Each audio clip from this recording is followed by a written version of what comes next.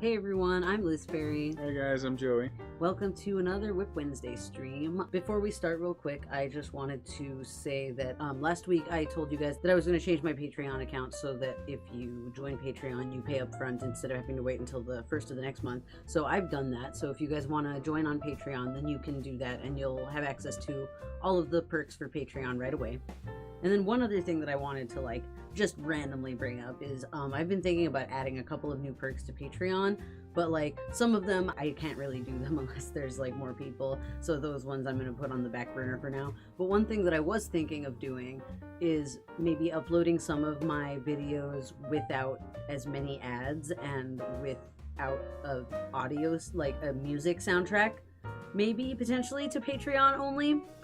Yeah, just because I've had a couple of people say that they would rather not have music, and obviously not having as many ads would be good. Oh hey, Demonly Angelic. Oh hey, Demonly's here. Nice. Yeah. What's up, Demonly? Nice to see you in the chat. But yeah, that'd be a nice way for patrons to be basically able to watch your content without having as much of the ads and exactly. And also you guys play your own music, I guess. Yeah. But I'm not sure if that would be something that you guys are into, so if you are, let me know in the chat and or in the comment section. And the other thing that I want to eventually start doing is things I want to do polls for what I can do for future tutorials and future patterns, but and then also maybe giveaways and stuff like that. But obviously it doesn't really make sense to do something like a poll or a giveaway if there's literally one or two people that are on Patreon. So I'm gonna wait until we have more people for that type of content. So if you guys are interested in that, go ahead and check out our Patreon page, which is in the description. And Wendy says she hopes she can join Patreon, but money's been tight. And although Patreon would help us a lot, if you guys please, by all means, you guys take care of yourselves first. If you're not in a position, to be don't think that you have to donate to Patreon. Yeah. It helps a lot for you guys to even be here watching our videos. Yeah, thank you so much just for joining us and if you want to help in ways that don't involve monetary ways, then you can share the videos on any social media platforms. Tell your friends and that share, crocheting. subscribe. Yeah, show people the WIP Wednesday stream, bring people into chat. Anything like that also helps a lot. Yeah. And it helps to grow the channel. So that's one of the most important things too. So last time I showed you guys that I had just barely started construction on a cheeseburger backpack that is modeled after the pattern for this little tiny cheeseburger here. This was the prototype. And this pattern is available for free on Patreon as well if you guys are interested in that. So here's what I have so far. This is the top bun, and then I have the top part of the liner is here, not connected to anything.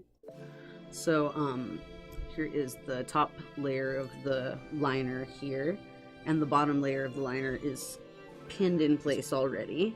And here's the zipper. It's still just pinned in place. I haven't sewn anything down yet, but theoretically it should zip all the way from down here to over here like a backpack, which is what it's going to be.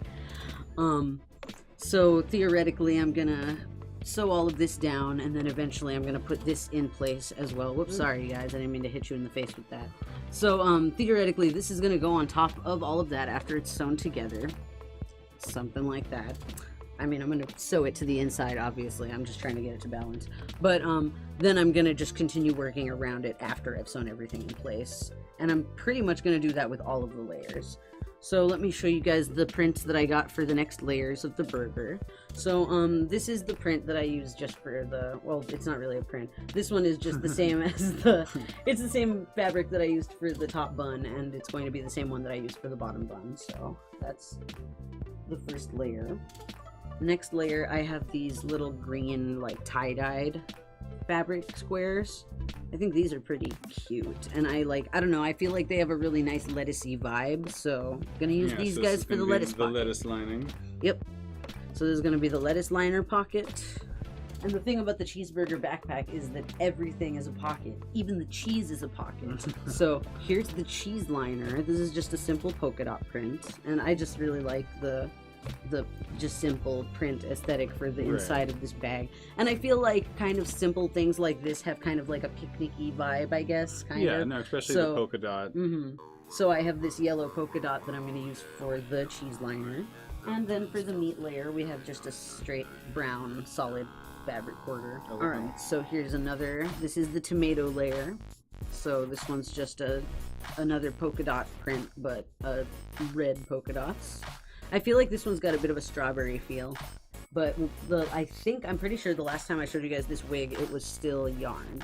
So, I just wanted to really quickly show you that wig. Maybe in a minute I'll show you it on a doll, but first let me show you my other things that disembodied floating wig. So let me show you guys the other dolls real quick. Last week, or the last episode, I showed you guys my doll's afro update. And she had her afro only halfway fluffed so that I could show you guys the difference. So now her afro is fully fluffed. And she has a really nice full I love how that came out. Yeah, it looks gorgeous. I love the overall texture to it.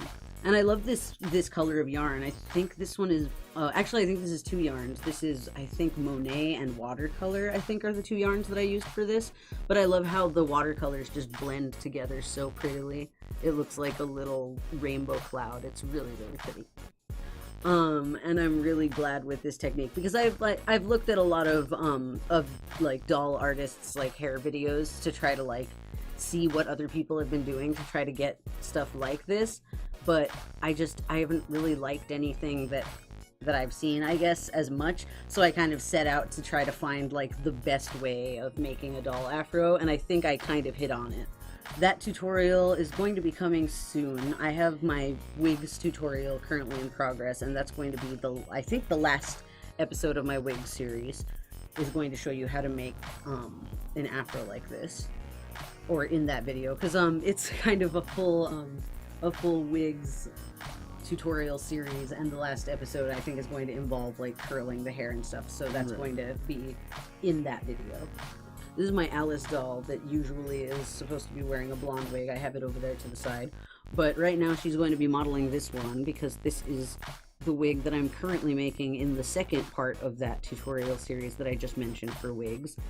And I'm in the process of making that tutorial right now.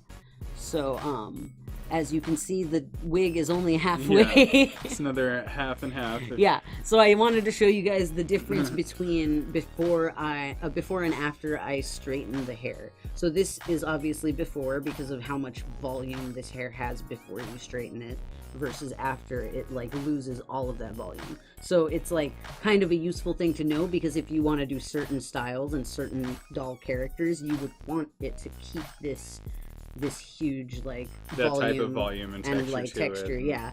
But then for other styles you might want to do something more like this, so it's kind of like an interesting different like texture that you get from both methods.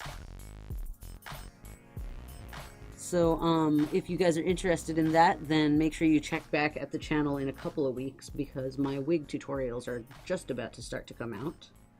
And if you join up on Patreon, you'll get those things early too. So that's just another reason for you guys to join up on Patreon if you wanted to do that. Alright, so let me show you guys that other wig on a doll real quick before we move on. Oh yeah, you have the pink one on. Yeah, let me just show you guys the pink one on a doll.